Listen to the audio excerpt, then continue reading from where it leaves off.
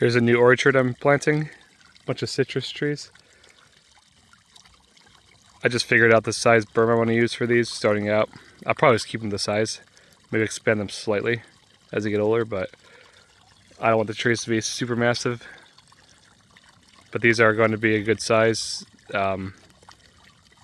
with deep watering in the summer. I'm not going to do every water this way, but definitely in the summer I'd do at least once a month this way. And this is obviously before I have the irrigation set up. I'm going to be using bubblers, 4 to 6 gallons per minute. Just flood it fast and let it sink in.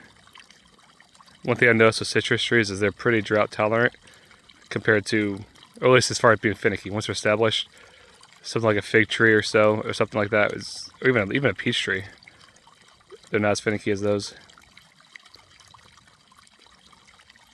So yeah, this is just getting the soil set up. That's why I'm flooding it this much right now. Just let everything establish, the soil settle down, and then I'm gonna do small waters. This thing is holding a lot of water. Here are some tools I'm using to make these berms. I use a level just to make sure the levels flow in the direction I want. Not necessarily, it's pretty level overall, but I do like a little bit of slope. There's a shovel. I hardly use a shovel compared to I use this concrete tool. This thing is huge in making things flat. I don't know if you can notice the surface. It's all pretty flat. That's just rough by using that little, I forgot what it's called, concrete. I don't know. It's in the concrete tool section of Lowe's. But they're very good. It's very good leveling and evening.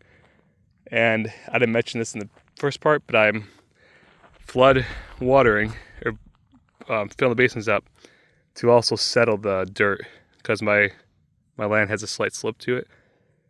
So as it rains or gets watered, even though I level it here, it's gonna settle a bit, favoring the slope. So I'm just doing that now. I'm doing it a few times, and then over the past few weeks, and it's pretty level now. And then I'll start planting some cover crops, some nitrogen fixing, and then also some grasses.